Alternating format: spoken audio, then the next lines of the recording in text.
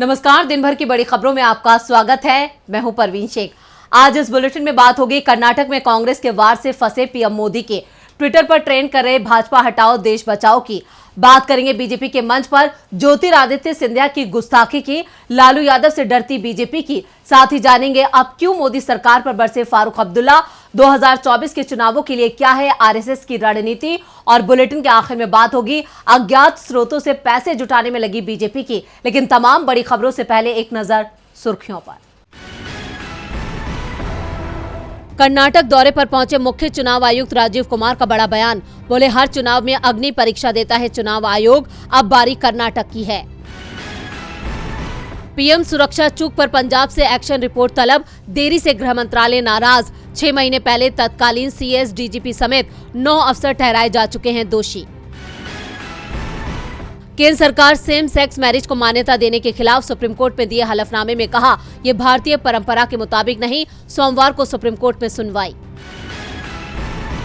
Ahmedabad test के draw होने के आसार, चौथे दिन का खेल समाप्त होने के समय दूसरी पारी में ऑस्ट्रेलिया ने बिना विकेट खोए बनाए 3 रन। पहली पारी के आधार पर भारत से 88 रन पीछे, एक दिन का बचा है खेल। ये तो थी सुर्खियां और अब बात आज की सबसे बड़ी खबर की। कर्नाटक विधानसभा चुनाव में 2 महीने से कम का वक्त बचा है।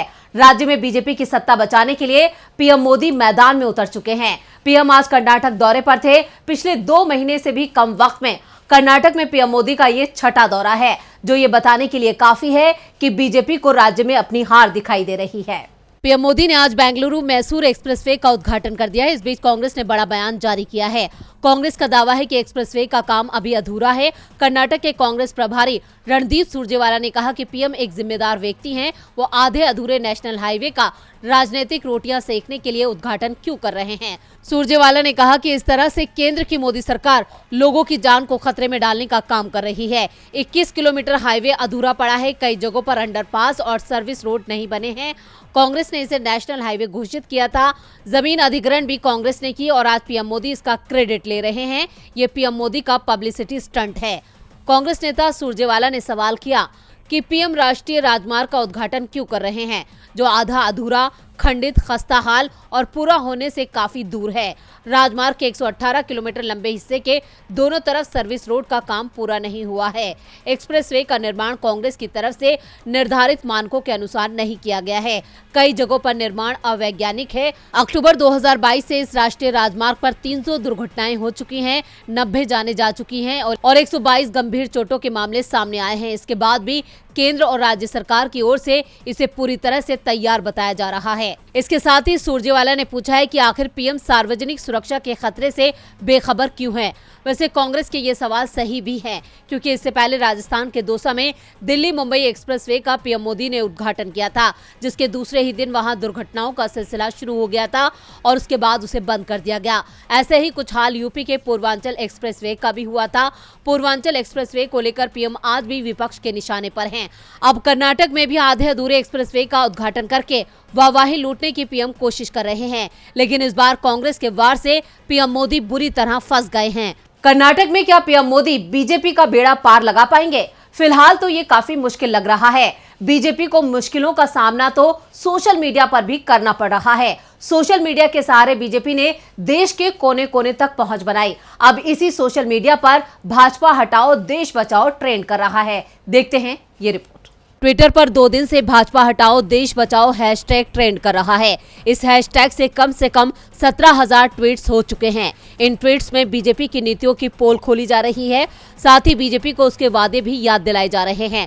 एक ट्विटर यूजर ने होली के मौके पर एक महिला के साथ हुई अभद्रता का वीडियो डालते हुए इसे हैशटैग के साथ भारतीय पुरुषों को लानत भेजी है। तो वहीं आप दिल्ली के यूथ विंग के उपाध्यक्ष रविंद्र डबास ने सरकारी संपत्ति की बिक्री, बेरोजगारी और किसानों की दुर्दशा दिखाते हुए लिखा है कि जब तक भाजपा सत्ता में रहेगी ऐसा होता रहेगा। अली कुरैशी नाम के यूजर ने 1100 रुपए के सिलेंडर के साथ मोदी जी को दिखाते हुए ठगबली और जुमलाजीवी जैसे शब्दों का इस्तेमाल किया है। ओम प्रकाश चौधरी ने आइंस्टाइन जैसे बालों के साथ मोदी जी की तस्वीर लगाई है। उन्हें देश को 50 साल पीछे ले जाने वाला, गरीबी, महंगाई, बेरोजगारी का आविष्कार करने वाला बताया है। मकराना के कांग्रेस नेता शराफत अली ने शेर की तस्वीर के सामने राहुल गांधी की तस्वीर लगाकर भाजपा हटाओ देश बचाओ हैशटैग के साथ ट्वीट किया है। सिवान के कांग्रेस नेता नियाजुद्दीन खान ने सबका साथ सबका विकास के नारे को मोदी जी की तस्वीर और देश में तकलीफ झेलते लोगों की तस्वीरों के साथ सबके साथ विश्वासघात का नारा इस हैशटैग के साथ लगाया है। ट्विटर यूजर टीना यादव ने लालू प्रसाद, राबड़ी देवी और तेजस्वी यादव की तस्वीर के साथ लिखा है, न झुके हैं न झुकेंगे, जनता सब देख रही है, जनता सब समझ रही है, भाजपा हटाओ देश बचाओ, तेजस्वी यादव लालू परिवार। टूपैक नाम के ट्विटर यूजर ने मोदी जी की चाय बेचने वाली कहानी पर सवाल उठाते हुए एक बिल की तस्वीर डाली है, जिसमें 1971 में मोती महल होटल में डोसा 50 पैसे और कॉफी 50 पैसे का बिल है। उन्होंने लिखा कि 1971 में जब ये कीमत थी तो 1958 में 2 रुपए में चाय स्टेशन पर कैसे बेच रहे थे। बीजेपी और मोदी जी के दावों और वादों की पोल खोलते ये ट्वीट्स चुनावी साल में ट्रेंड कर रहे हैं, जिससे पता चलता है कि सोशल मीडिया पर अब बीजेपी का विरोध तेज हो गया है। अगर ऐसा ही होता रहा तो बीजेपी के लिए चुनाव जीतना कठिन हो जाएगा। बीजेपी के लिए इस बार 2024 का आम चुनाव चुनौतियों से भरा रहने वाला है, जिसकी शुरुआत सोशल मीडिया से हो चुकी है। चुनौतियों का सामना तो बीजेपी को मध्य प्रदेश में भी करना पड़ रहा है। मध्य प्रदेश में इस साल के आखिर में विधानसभा चुनाव हैं। चुनावों को लेकर हर नेता अपना कद बढ़ाने की कोशिश में जुटा है, जिसके कारण से मंच पर ही नेताओं के बीच खींचतान दिख रही है और ऐसा ही नजारा बीजेपी के मंच पर भी दिखाई दिया। सोशल मीडिया पर इन दिनों एक वीडियो जमकर वायरल हो रहा है। वीडियो मध्य प्रदेश के शिवपुरी जिले का है, जहां सत्ताधारी बीजेपी अपनी ताकत का प्रदर्शन कर रही थी। शिवपुरी में आयोजित कार्यक्रम में पार्टी के लगभग सभी दिग्गज नेता मौजूद थे। मंच पर सीएम शिवराज, प्रदेश अध्यक्ष बीडी शर्मा, केंद्रीय मंत्री ज्योतिरादित्य सिंधिया भी बैठे हुए थे। बीडी शर्मा को भाषण देने के लिए बुलाया गया था। बीडी शर्मा डाइस तक पहुंचे, लेकिन पीछे से ज्योतिरादित्य सिंधिया आ गए और बीडी शर्मा को हटाकर खुद भाषण देने लगे। कांग्रेस ने इसे बीजेपी के अंदर चल रहे टकराव का परिणाम बताया है। कांग्रेस का दावा है कि ये आंतरिक कलह है और सिंधिया ने बीजेपी के प्रदेश अध्यक्ष बीडी शर्मा का अपमान किया है। कांग्रेस प्रवक्ता पीयूष बबेले ने ट्वीट किया, बीजेपी का घमासान मंच पर आ गया है। प्रदेश अध्यक्ष बीडी शर्मा से भरे मंच पर सिंधिया ने माइक छीन लिया। शिवराज जी हाथ मलते रह गए, जिन्हें कल तक विभीषण कहते थे, अब वो नाभि पर बाण चलवा रहे हैं। जाती हुई सत्ता की आखिरी रेवड़ियां पाने का संघर्ष जारी है। कांग्रेस इस मामले में बीजेपी को घेरने में जुटी है तो बीजेपी सफाई दे रही है, दावा कर रहे कि ये पार्टी का प्रोटोकॉल है। बीजेपी में अध्यक्ष का पद सबसे बड़ा होता है। ऐसे में किसी भी कार्यक्रम में बीजेपी के प्रदेश अध्यक्ष सबसे आखिर में सभा को संबोधित करते हैं। लेकिन सवाल ये उठ रहा है कि हाल ही में 3 राज्यों के विधानसभा चुनाव के बाद जब दिल्ली में बीजेपी का कार्यक्रम हुआ था तो जेपी नड्डा का भाषण दूसरे नेताओं से पहले क्यों हुआ? सवाल प्रोटोकॉल का था या अपनी ताकत दिखाने का? मध्य प्रदेश में बीजेपी की सत्ता डगमगाई हुई है तो बिहार में बीजेपी लालू यादव से घबराई हुई है। लालू यादव के करीबियों पर ईडी और सीबीआई शिकंजा कसने में जुटी है। वैसे नौकरी के बदले जमीन का यह केस 15 साल पुराना है। सीबीआई 2 बार जांच के बाद ऐलान कर चुकी है कि नौकरी देने में कोई गड़बड़ी नहीं हुई है, लेकिन अब इस मामले में कुछ ज्यादा ही तेजी आ गई है। लेकिन इसका नुकसान लालू और उनकी पार्टी की जगह बीजेपी को होता दिख रहा है। ईडी ने दिल्ली, एनसीआर, पटना, मुंबई और रांची में लालू यादव और उनके परिवार के 24 ठिकानों पर छापेमारी की। ईडी ने दावा किया कि जमीन के बदले रेलवे में नौकरी के केस में उसकी इस कार्रवाई के दौरान 600 करोड़ रुपए के लेन देन का पता चला है। इसी मामले में सीबीआई लालू, राबड़ी और मीसा भारती से पूछताछ कर चुकी है। तेजस्वी यादव को भी समन भेजा जा रहा है, लेकिन तेजस्वी ने अपनी पत्नी की बीमारी का हवाला देते हुए कुछ समय मांग लिया। आरजेडी मुश्किल में दिख रही है, लेकिन ईडी की छापेमारी बीजेपी पर भारी पड़ती दिख रही है। ईडी कार्रवाई के खिलाफ पूरा विपक्ष एकजुट हो गया है। अब इस तरह की कार्रवाई पर चुप्पी साधने वाले नीतीश कुमार भी खुलकर लालू के साथ खड़े दिख रहे हैं। आरजेडी अध्यक्ष ललन सिंह छापों को बदले की कार्रवाई बता रहे हैं। कांग्रेस खुलकर लालू का साथ दे रही है। शिवसेना ने भी लालू परिवार पर कार्रवाई को साजिश करार दिया है। दूसरे विपक्षी दल भी लालू के साथ दिख रहे हैं। लालू परिवार परेशानी में दिख रहा है, लेकिन पुरानी कार्रवाइयों को देखें तो जब भी लालू यादव पर कार्रवाई हुई, इसका फायदा आरजेडी को हुआ है। 1997 में जब लालू यादव को जेल जाना पड़ा तो उन्होंने सत्ता अपनी पत्नी राबड़ी देवी को सौंप दी और राबड़ी देवी 8 साल तक बिहार की सीएम रही। 2015 से पहले लालू पर केंद्रीय एजेंसियों का दबाव एक बार फिर तेज हो गया था। वो जमानत पर थे, लालू को जेल भेजने की कोशिश चल रही थी और जब 2015 का विधानसभा चुनाव हुआ तो महागठबंधन ने क्लीन स्वीप कर दिया। ऐसे में अब लोकसभा चुनाव से पहले लालू पर हो रही कार्रवाई कहीं बीजेपी पर ही भारी ना पड़ जाए। बीजेपी अपनी सत्ता बचाने के लिए जो पैंतरे चल रही है वो उस पर भारी पड़ रहे हैं। बीजेपी पर भारी फारूक अब्दुल्ला भी नजर आ रहे हैं। नेशनल कॉन्फ्रेंस के नेता फारूक अब्दुल्ला ने मोदी सरकार पर निशाना साधा है। जम्मू कश्मीर के केंद्र शासित प्रदेश बनाने पर उन्होंने मोदी सरकार को आड़े हाथों लेते हुए कहा कि देश के इतिहास में ये पहली बार हुआ है कि एक राज्य को केंद्र शासित प्रदेश बना दिया गया। और क्या कुछ कहा है फारूक अब्दुल्ला ने, देखते हैं इस रिपोर्ट में। नेशनल कॉन्फ्रेंस के प्रमुख और जम्मू कश्मीर के पूर्व मुख्यमंत्री फारूक अब्दुल्ला ने मोदी सरकार पर निशाना साधा है। अब्दुल्ला ने कहा कि सरकार देश को धार्मिक लकीरें खींचकर बांट रही है, इस पर रोक लगनी चाहिए। देश में डर और नफरत की राजनीति नई नहीं है। ये लोग 24 करोड़ मुस्लिमों के साथ क्या करेंगे? क्या उन्हें समंदर में फेंक देंगे या उन्हें चीन भेज देंगे? अब्दुल्ला ने कहा कि गांधी जी राम राज्य की बात करते थे। इसका मतलब था कि एक ऐसा कल्याणकारी राज्य जहां सभी लोगों को बराबर के मौके मिलेंगे और किसी के खिलाफ कोई भेदभाव नहीं होगा। हम सभी को गांधी के आदर्शों पर चलना चाहिए। समुदायों को एक दूसरे के खिलाफ खड़ा नहीं किया जाना चाहिए।